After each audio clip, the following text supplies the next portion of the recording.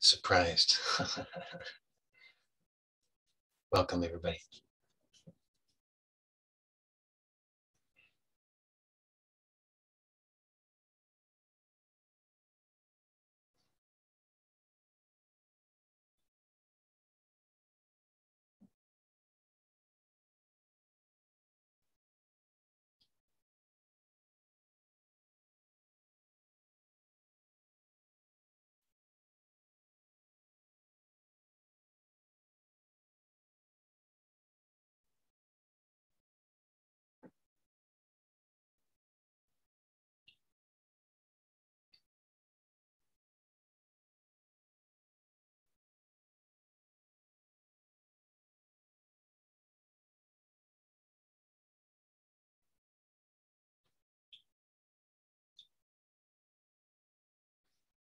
So to begin with, we can notice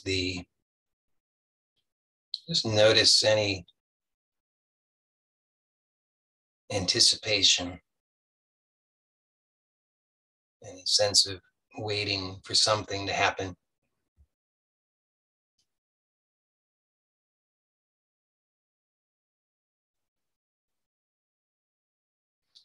So this, if you're looking and you're sincere, you almost certainly can notice it, because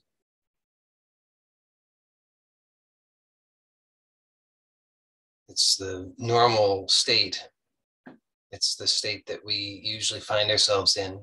We don't really notice that this is there underneath all of it, because our attention is on the what comes out of that. But if we look more carefully, we can see that what is prior to all of the rest of it, everything else that we give our attention to, meaning, all the story about how am I going to get through? Am I okay yet? How's tomorrow going to be? What do I need to do to fix myself? On and on. All the things that we give attention to. But underneath that is this anticipation, waiting for something. And this waiting, or this anticipation, if you look right now, just see if you can notice, what is it? What does it consist of?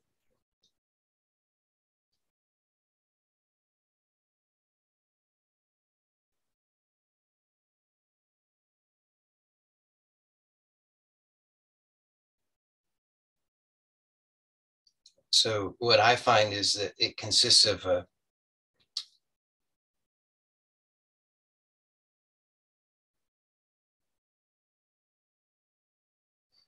we'll call it, these are just words, so don't take them too seriously, but just notice what they're pointing to. It's a kind of wall. It's a defense. It's a hesitation. I'm not sure. It's kind of belies the sense that I'm not sure that it's safe. I'm not sure that it's okay to really fully be. I'm not okay to just be here. I have to do something. I have to understand something. I have to fix something. I have to protect something. I have to get something. I have to get rid of something. Something is not quite right. And so I need this buffer. I need something between me and life, something between me and eternity, something between me and the universe, however we conceive of it, between me and what is, the vast aliveness of what is. Because, look, just peer to the other side of that wall. That's an imaginary wall, but we're just imagining. So you can imagine peering over this imaginary wall, this wall that you perhaps, if you just tune in, you can sense, again, this anticipation, or this holding back, or this hesitation or apprehension, or seeking. That's another form it takes. Got to get something. And if you just kind of peer over that wall, you just notice what's on the other side of the wall. It's unknown. It's totally unknown to the mind. I mean, it's known directly to you, but it's unknown to the mind. It's unknown to this mechanism that's constantly trying to figure it out, to protect, to understand, to acquire. So when we peer over this wall, this defense, this separation between me and everything else, there's just this, oh, it's big. I don't know what that is. I don't know what I'm going to do. How am I going to, there could be monsters lurking out there. So we normally, habitually, and mostly unconsciously justify this primal defense because we just come up with all kinds of excuses for why it's needed. But right now, in this moment, we can look and see what is actually true. So is any defense really needed right now? Do I need anything to protect me? Do I need to get anything? Is there anything that is going to get me? Is there anything right in this moment, right here, right now? And of course, then if we're just consulting the mind, then we come up against this. Usually we just come up against the same wall, but we don't necessarily understand that that's the same wall. We think it's a different wall. It's the, well, I don't know. I'm not sure. So I got to figure it out. I have to know for sure that it's safe before I can let down the defense. So this just keeps us metaphorically treading water, you know, we're just, as it gets a holding pattern. We just, if you feel stuck, it's because you're sticking yourself, you know, you just notice what's happening is you keep coming up against this wall, this seeming boundary or this defense. And then you don't know how to stop. You don't know how to finally just stop. So if we use this metaphor of treading water, which I've just brought up, then it makes sense. You understand, you know, if you imagine you're out at sea and your boat has sunk and there you are treading water, then you think, well, what else am I going to do? I can't stop. If I stop, I'll drown, I'll die. So this is this sort of situation we find ourselves in because we come up against this, you know, here we are, we're exhausted, right? You have to admit it's exhausting. It's exhausting to just day after day, year after year. Here we are at the end of the year. Another year. You up for another year? The same? You want to tread water for another year?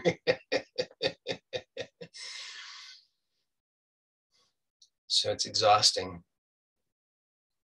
And we know that on some level, we know it's exhausting, but we keep on justifying treading water because we say, well, I don't know what else there is. I don't know what other alternative I have.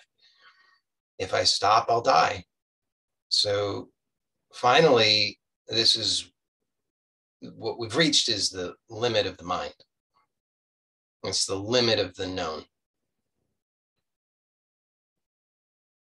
So we have to acknowledge that the totality consists of all that is known and all that is unknown. And the unknown is always infinite, actually. The unknown is always wide open, and there's no way that we'll ever acquire enough knowledge that we'll be able to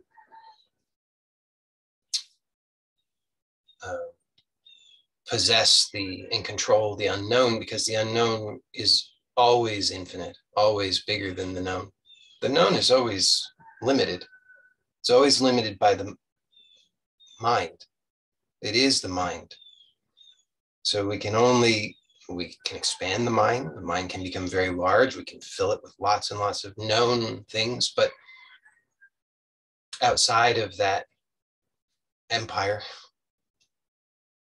always lurking just outside the boundaries, are the perceived enemies of the unknown, and it's infinite. So, but the totality consists of both the known and the unknown. So eventually, when we recognize this exhaustion, we're coming up against the boundaries of the mind, the limits of the mind, and we're realizing it's totally unsatisfying. Here I am, the mind, all the mind consists of is treading water. So how much longer am I going to tread water? It's like we're treading water, and well, really stretch this metaphor. There's like, they'd say there's this giant plastic island out in the ocean, plastic trash that's collected and formed into an island out there. So we're kind of like that too. We're out there treading water, and these bits and pieces of things come along, scraps, and we just take them and fit them together. And now we've got an island of trash. And we can finally, we can sit on the island of trash for a little while, but then that too becomes exhausting. Why am I here on this island of trash? What good is this?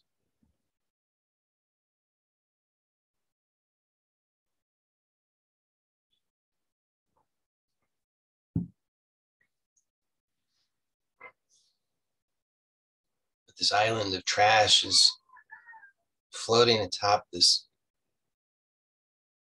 vast ocean. It's totally unknown. We don't know. We have ideas.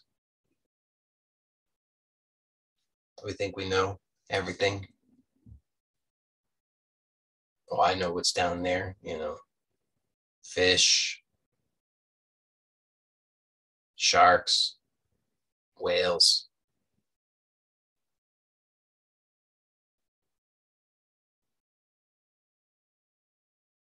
Deep trenches. We think we know.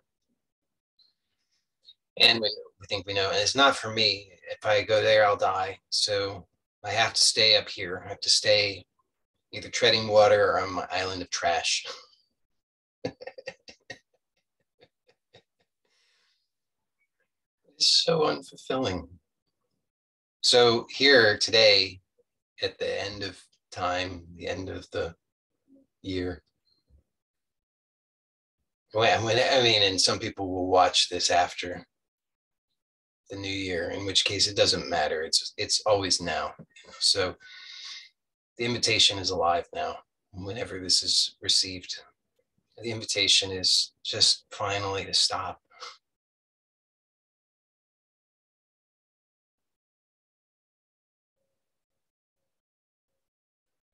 So in this moment, stop. And if you don't know how, you say, I don't know how to stop, just see that, and then just don't grasp it. Just see that there's another thought. I don't know how to stop. Just don't grasp it. So stopping doesn't mean you must stop it.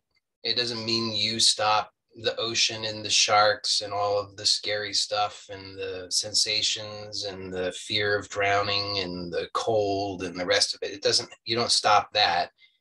You stop whatever you can stop. So notice that everything that really it comes down to, everything that you can stop is just the grasping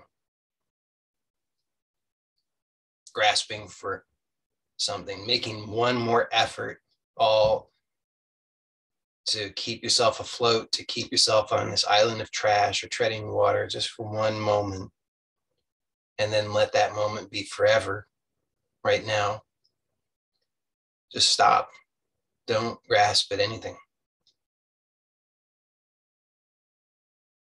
And you may find, well, it's inevitable eventually if you're sincere and you really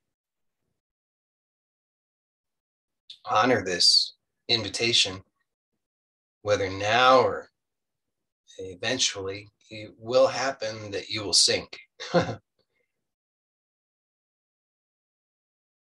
And you will encounter all of this stuff, and this stuff will provoke you.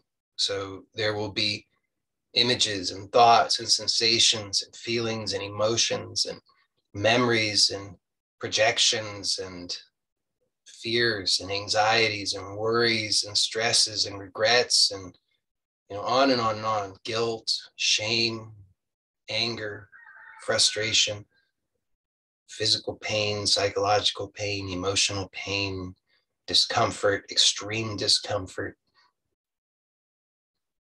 All of it will come. Oh, and by the way, so many alluring promises of a bright and shiny future on your island of trash. Those two. So all these things will come, and then just keep telling the truth. Just stop right now. Whatever's here, just stop, because as long as we maintain the defense, as long as we maintain this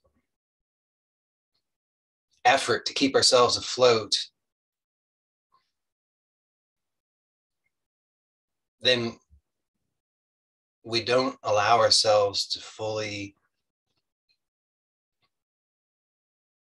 discover what we call the unknown.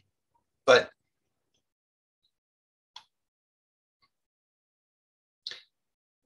in this discovery of the unknown, what's discovered is it's not unknown, it's just unknown to the mind. It's not categorized.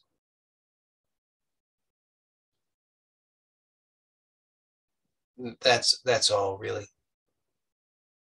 But we can't know that until we really allow ourselves to meet it. So right now, just meet it right now. Whatever comes, whatever thoughts. So many things can happen. Judgments, excuses, boredom, disappointment, disillusionment.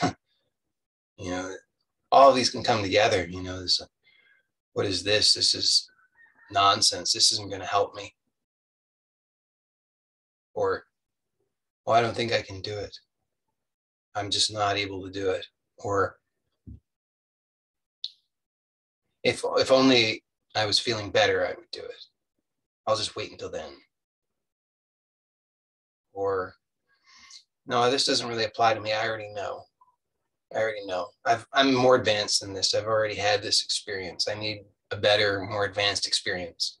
So many things, you see, they all can come.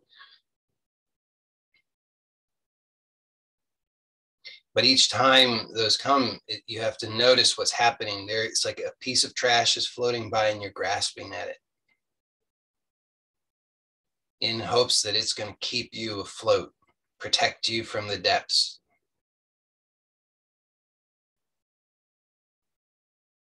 And just let it go. And if you say, well, I don't know how to let go, fine. Just see that there's that thought, I don't know how to let go. Just discover the emptiness of it. The emptiness of each of these thoughts. They appear to be something, they're shiny. But if you just see it, then you realize it's empty. There's nothing there. This idea that comes, oh, I don't know how to do it. It's just an idea. Or I don't feel well enough, or I'm beyond this, or whatever thought arises. Just see that it's empty. It doesn't have anything there. It's totally superficial. So just let it be. And then tell the deeper truth, which is I'm already actually sinking. I'm already sunk.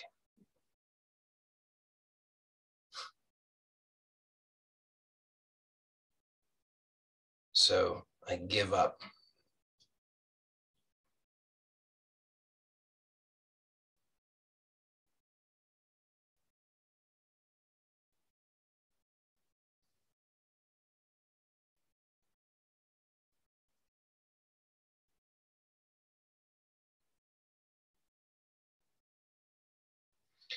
Now, the moment that you see beyond the facade of the mind, which is not a future occurrence, it's now. I'm just describing what's happening now. So just in this moment, in this very moment, in this half instant,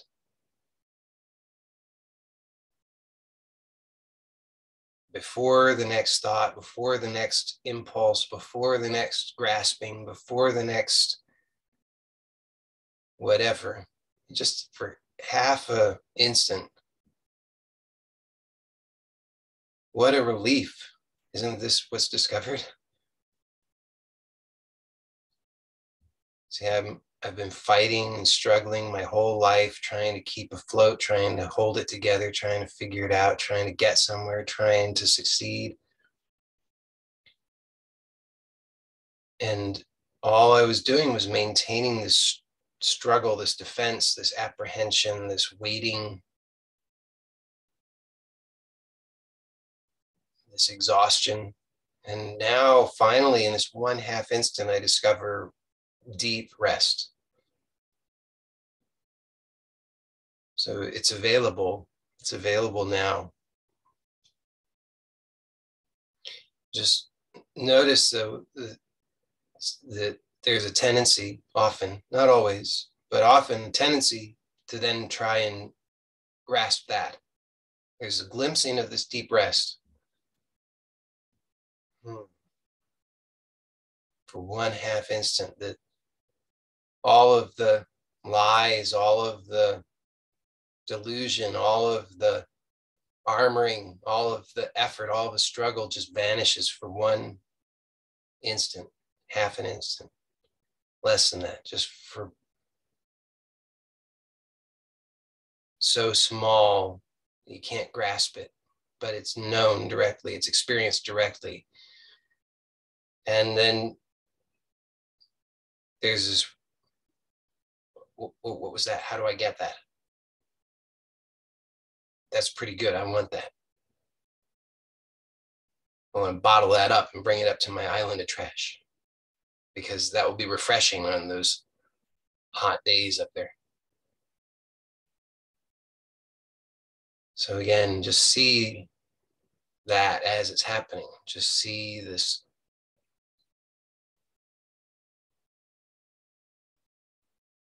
totally unnecessary effort. See, now what we really want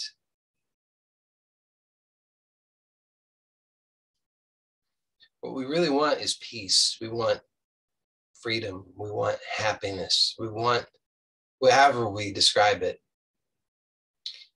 And that's what this is. That's what those words, in truth, what they point to is what's glimpsed here in this deep rest, this one instant of deep rest. But then notice, then this next impulse can be, oh, but it seems so fleeting. I don't know where it went. How do I get it back?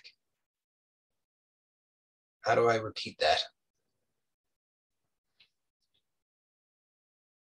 So notice what's happening is that we're just out of practice. So we could say there are two basic, we could say reality is bidirectional, okay? So you can go this way or you can go this way. These are just metaphors, but we'll say we can go this way or we can go this way.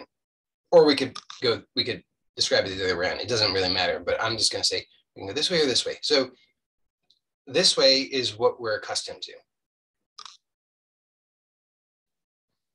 This is the way of, I've got to figure it out. I've got to protect. I've got to understand. I've got to survive. I have to make it happen. I have to I have to have a plan. I need a plan for happiness. I need a plan for peace. I need a plan for all these things. I'm going to get that plan and then I'm going to work that plan. Well, that's interesting. Okay. Then there's this way. Now, this way is, it's now. It's this. It's a surrender. It's the sinking. It's the dissolving. It's the forgiving. It's the forgetting. It's the releasing. It's the non-grasping. It's the non-judgment. It's the acceptance, allowance, openness. Or we could say it's inhibition. So we could say this way is the way of action. This way is the way of inhibition. So as many of you know, I am an enthusiast of somatic exploration. So we could frame it in the context of somatic exploration, which is that we know, we've all been trained how to take action. We know how to do that. But you notice what happens as people age, typically. Not all, it doesn't have to be this way, but typically what happens as people age is they become more rigid. Now, why do they become more rigid? Because they increasingly are taking action, but they don't know how to inhibit that. So imagine that you can lift an object, okay? You grasp it and you lift it, or let's just say you can make a fist, okay? Simple thing. So you know how to make a fist, that takes action. But imagine each time you make a fist, a little bit you forget how to release that action. So over time, each time you make a fist, it's a little bit less released, a little bit, and you don't notice it so much because it's happening very, very slowly. It's so small, but each time, and the 1,000th time you make a fist, not so noticeable. 10,000th time you make a fist, maybe not, a little tiny bit. 100,000th time starts to be a little noticeable. 1,000,000th time, now you start complaining. 10,000,000th time, now you say, I'm stuck. Because we're practiced at this, but we're not practiced at this. We need both in balance. And because we're so practiced at this, we're so practiced at action, but we have almost no practice with inhibition. We don't know how to release. We don't know how to allow. We don't know how to just be. So we don't have confidence. We can be directed, instructed, we can glimpse, and then we, just like that, we go back to, okay, now what do I do? How do I, what do I do? How do I get that? How do I do something? This fundamentally produces and reinforces in the nervous system an impression that I am separate, life is not safe. So I am separate, life is not safe. And over time, that keeps getting more and more reinforced. I am separate, life is not safe. I am separate, life is not safe. I am separate, life is not safe.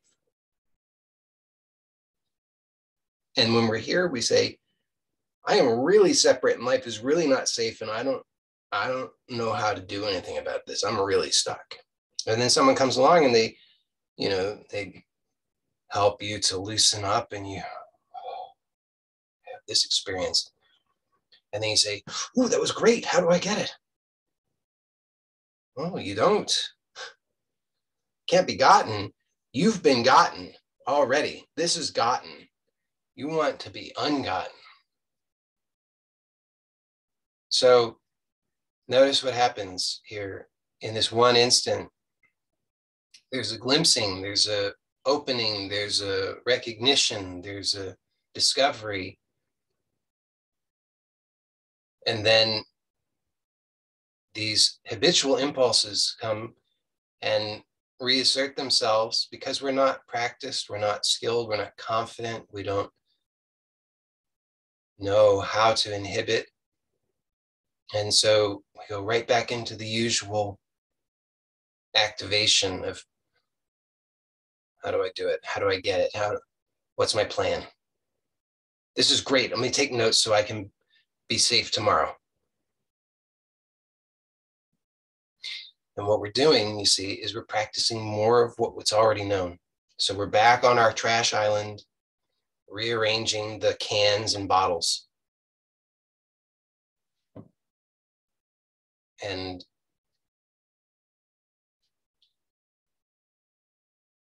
that is ultimately totally dissatisfying.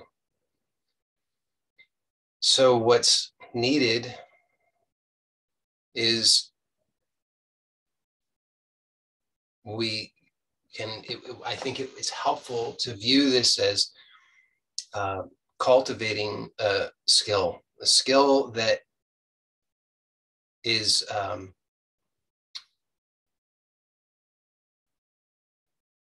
very much needed, very weak. And so we have, as I say, a lack of confidence. We experience frustration.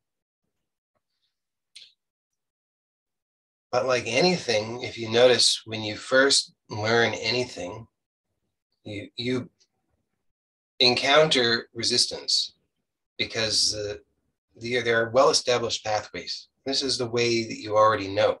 What you already know, the tendency is to want to lean on that.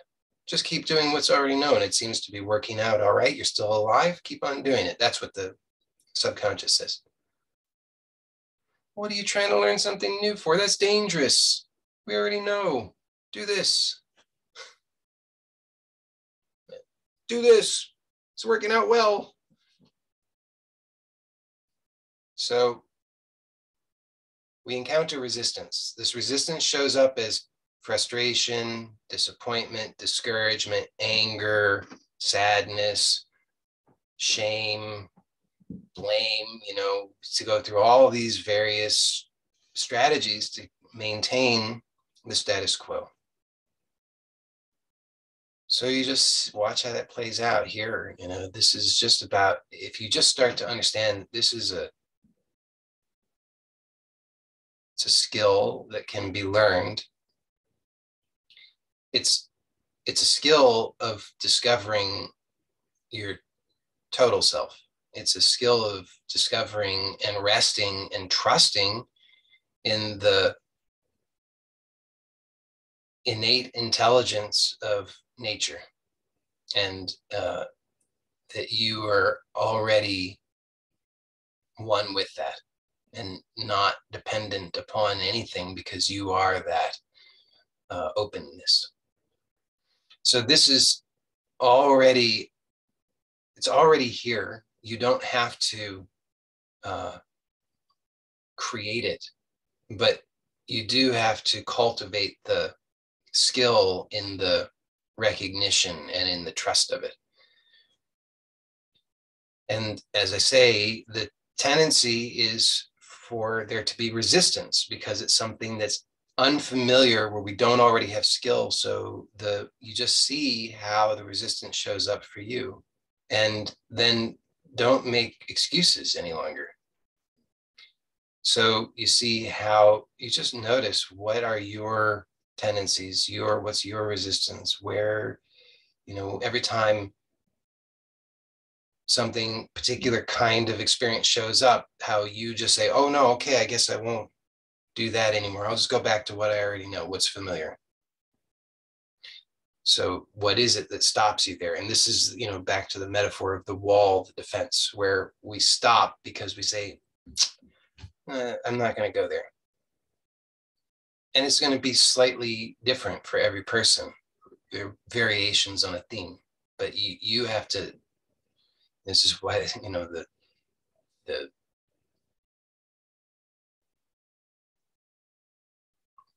advice to know thyself is given.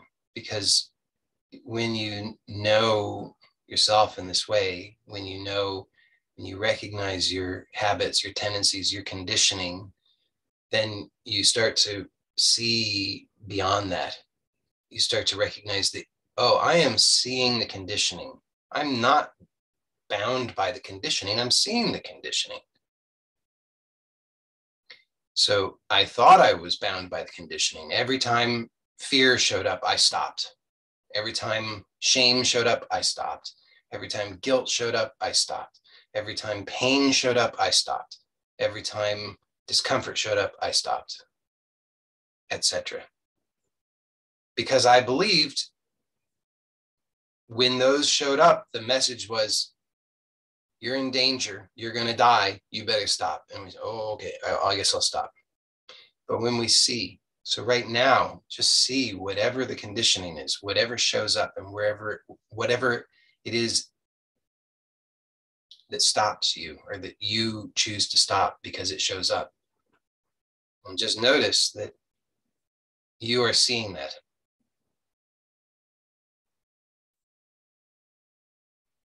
And then again, just allow yourself to sink without grasping, without protecting, without defending, without armoring, without excusing. So notice along the way, what else? Where do you stop? What thoughts arise that you say, oh yeah, that's true. I guess I have to stop here. Thoughts like, oh, I'm not able to do it, or it's not working, or I'm not feeling the right feeling. Just notice there's that thought. I'm aware. Don't grasp. Then tell the deeper truth. I'm already free. I'm already sinking. I'm already sunk. So now it's just all allowed. It all comes and goes. And then tell the truth. The here and now, this is freedom. This is peace. Now understand, again, a moment you say, okay, I'll tell the truth. This is freedom. This is peace. Then what happens? Quite possibly the objection, another thought that says, well, wait a second. I don't know if this is really freedom and peace. Hold on. Let me think about it. Let me figure out how does this compare to what I already think I know about freedom and peace? And how is this going to play out tomorrow? How is this going to work in this situation? How am I going to use this as a strategy to get what I think I need and want back on my trash island? Just see it. See how that happens. And then also notice that that's also coming and going. It's just another thought. It's another sensation. It's another experience. It's just conditioning. Let it come and go.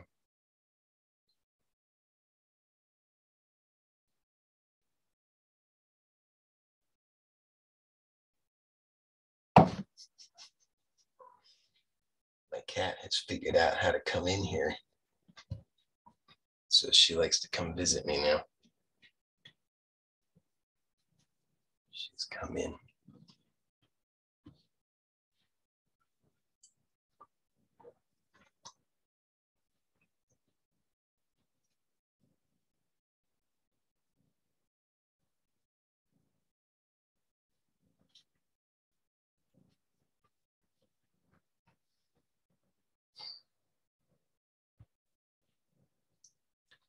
So in this moment, notice how it's possible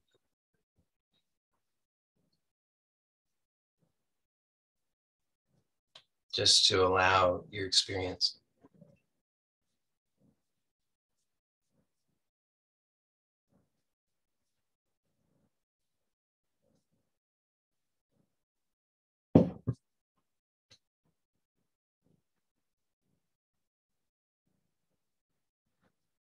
Whatever the experience is, whatever thoughts come,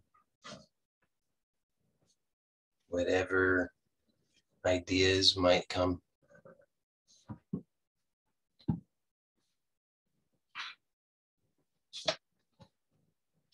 And then see in this moment, is this Are you still waiting? Is there any separation?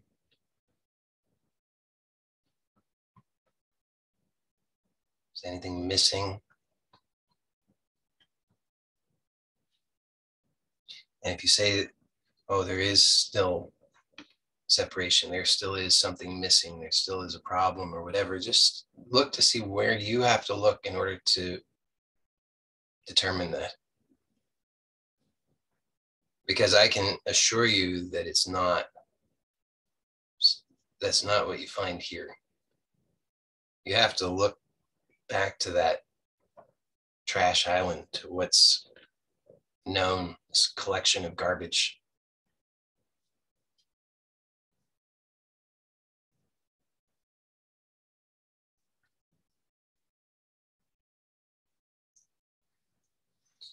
So now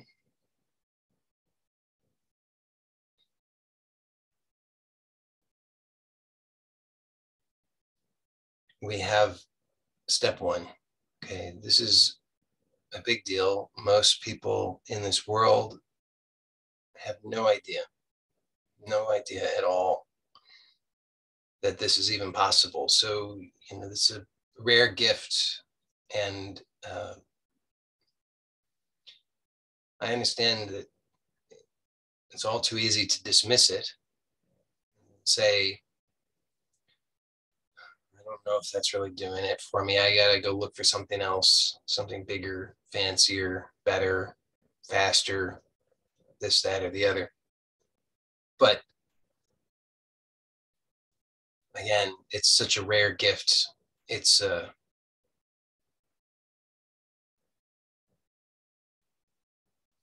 good to remember that.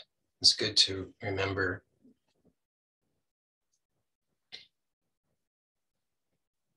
that this is not something to be discarded so easily or so rapidly. It's actually something to be treasured. But this is step one. And it's essential, so we can't skip it. So when I say it's step one, don't think, oh, step two is better. No, step one is essential. Step two is absolutely worthless without step one.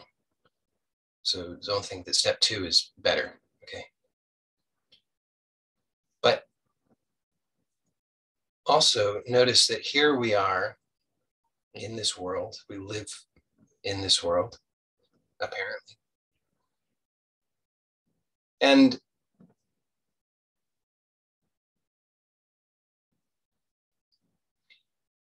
why do we seem to have so many problems in this world? Because we do, right? I mean, not just out there, but in our own lives, in our own relationships, in our bodies and in our minds and so forth and so on. So we have conflicts and disagreements and disappointments and all kinds of difficulties and challenges. And so one possibility is that we just stay with step one. We just stay with step one, which, as I say, is essential. So we can't discard that. It's the basis of everything true, is we have to have step one has to be recognized and realized and practiced and known. We have to become increasingly skillful in step one. Step one being this sinking, this releasing, this inhibition, this surrender. It's trust. It's a cultivation of trust. But then step two is, rather than just discarding this world, because if we just stay with step one, then in a sense, we're just kind of discarding this world. That's not entirely true, but we're certainly not actively participating in the world then. So the step two is to start to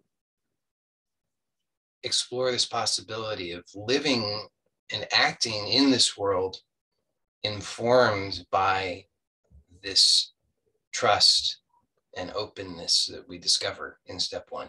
So prior to step one, so we'll say step zero, starting point is I perceive that I am separate.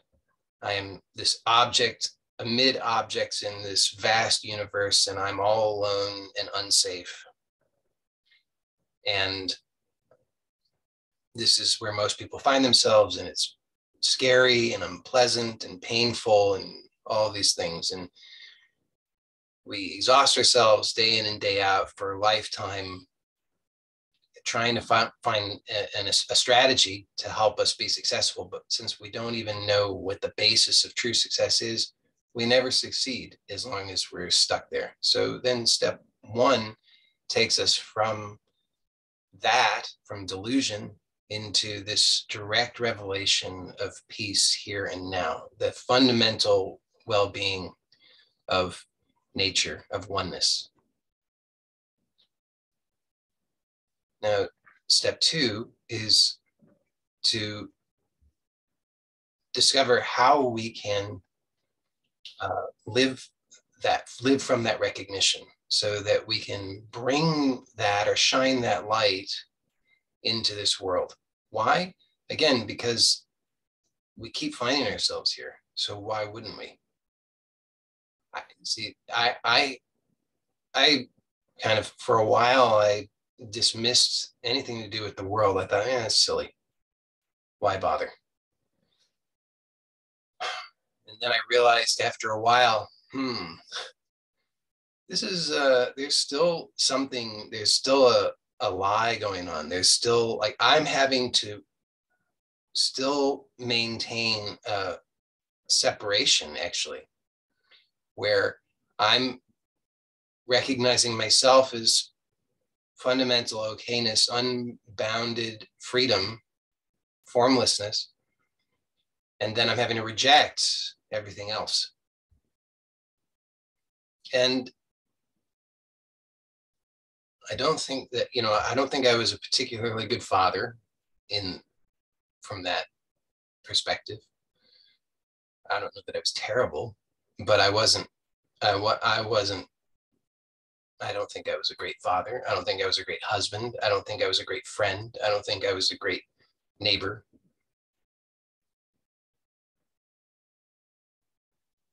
And so then I started to realize, well, why not?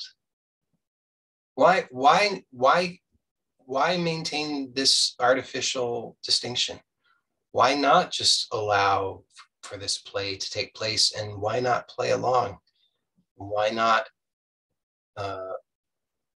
bring this recognition of true peace into this world and see what's possible? And what I discovered in that inquiry was, because I'm afraid.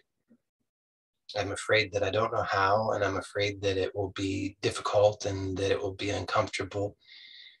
And it's much safer just to stay in this comfort zone of ultimate comfort, of ultimate peace.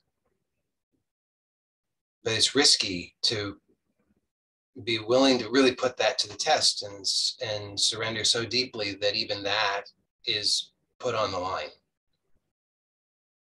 But I realized, well, if this is as I sincerely believe it is, if it truly is supreme peace, then it cannot be disturbed. It cannot be really lost or at risk. And so it can be this subtle defense, this subtle distinction, this subtle division between form and formlessness can be also surrendered. And that's what gave rise to this step two of this inquiry. So this is the peace inquiry, which is to discover the possibility of consciously shining this light of true peace into our lives, into our bodies and our minds and our communities and families. So starting point is step one. So just right now, notice that in this moment, again, you can just let go. You can let go so thoroughly that you can let go even of any notion of what letting go needs to be like. So if any objection arises saying, oh, I'm not able to do it, I'm not deeply surrendering enough, it's not working, my mind is too active, my body's too tense, I feel too bad, I'm too upset, I'm too angry, this, that, or the other, just see that even that can be surrendered. It's truly unconditional. There are no conditions for this. This can be recognized right now, just like that. And it doesn't need to be held on to. It's just recognized in an instant now.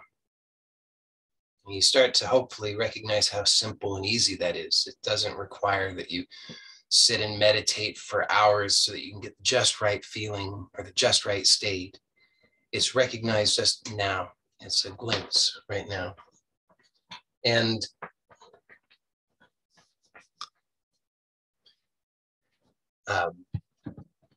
from this, let's begin to envision or imagine or invite this possibility of this true surrender, this true peace, this illumination of the formlessness shining into our bodies, our minds, our families, our homes, our workplaces, our relationships, our communities, our schools. And then just notice whatever objections arise, wherever those objections may arise, maybe thoughts, memories, images, sensations, or anything. And just allow them. Don't resist them. Don't fight with them. Don't go to war with them. Just see them and just give thanks because you're seeing your own conditioning. See it just as it is, just as the superficial content. That's all it is. Don't give it more meaning. Don't clutch to it. Don't defend yourself. Just see it. That's what I've been believing. That's the impression that's there. That's what experience or perception I had in the past. Okay, there it is. Now it's all laid out before me. This is why I stop short. This is why I make excuses. This is why I don't trust. And it's why I don't risk it. Okay, so there's nothing that's needed now. You don't need to try to change anything. You don't need to try to fix anything. You don't need to resolve from now on, I'll do better. None of that. You just see it. You're just seeing the conditioning, just seeing it for what it is. And then again, just allow yourself to recognize this ultimate peace and the ultimate surrender here and now. So just drop it all. Don't make any effort for one instant. Just surrender. Don't grasp. And don't demand that it needs to feel like or look like anything in particular. It doesn't need to be like you think it has to be like. It's just like it is. And so that allows for anything, any thought, any memory, any experience, anything. And you just notice that in this deeper surrender, you can accept and allow that, and you don't have to make any effort to fix it or protect or anything. And then for one instant, you can glimpse this true peace that's here. It's here at the heart of being. It doesn't need to be manufactured. It doesn't need any conditions. It's just here. It's innocent, it's open, it's raw, and it's totally unbounded. It has no limitations and no conditions. And then one more time, let's envision and imagine this true peace manifesting and expressing at all levels of our lives, in our bodies, in our minds, our emotions, our relationships, our families, our communities. And really allow yourself, don't shy away from the objections. Don't try and just navigate to the areas where it's easy, but actually allow for these objections to surface. Where do you feel and believe that that peace cannot express, cannot manifest? Is there somebody who you believe that that peace is not possible for you to experience in relationship with?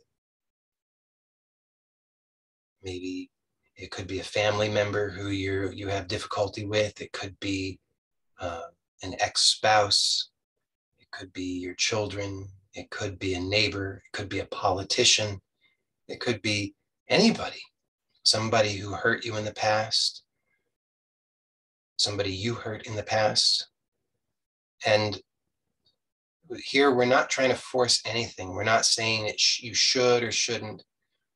It's not about that. It's actually about letting go of all of the ideas of should and shouldn't and how it should be and what should be and all the rest of that. Rather, it's just to see what the objections are. Just allow yourself to be witness to the conditioning as it presents itself without saying it should be otherwise. Maybe this is how it should be. Maybe the answer is no, peace can't manifest here, but let's just see. Let's just discover rather than holding on tight to our preconditions and preconceptions. Just invite this open inquiry and see what reveals itself.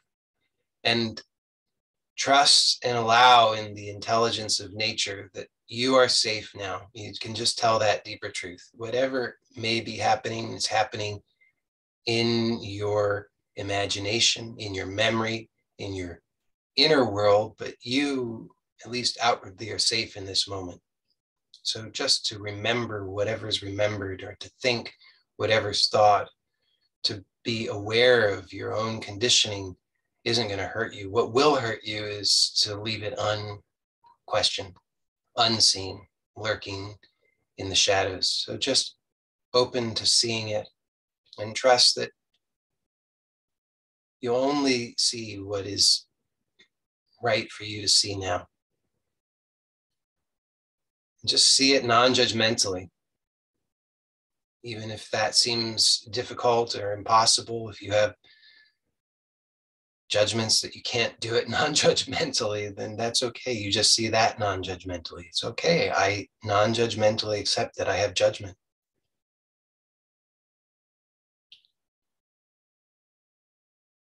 Maybe that's just how it is. That's just the way of it for now. Just accept that I have judgment. Just see whatever is there. Allow whatever is there. And then in this moment, just notice if in your actual experience, if there's been any opening, any shining of that light of true peace into your manifest experience, even just at the level of imagination, because it all starts there. If we can't imagine it, it's not going to happen.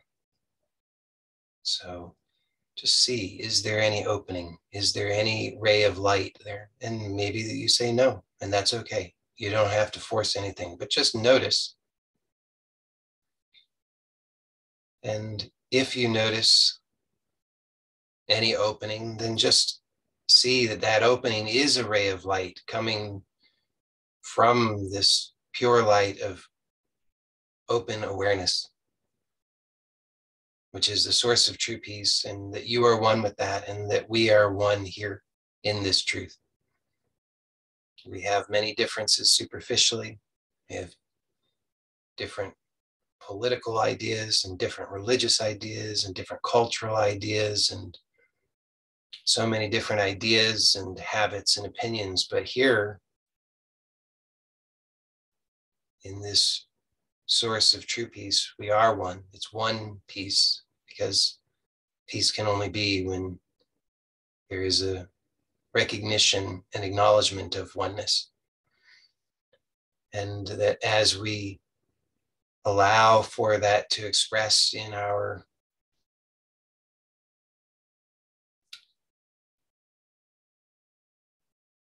imagination and exploration of that in our lives, even if just a small amount in our imagination, then it's already here manifesting in our worlds a little bit, which means that we can meet here too, not just when we have our eyes closed and we're all silent and we don't say anything, but even here in this world where everything looks different and we have different ideas, we can also meet here in oneness. So now we know that there's at least a possibility. So thank you for joining me, as always. And for those who are here live, we can stay on for a Q&A. So let me end this recording.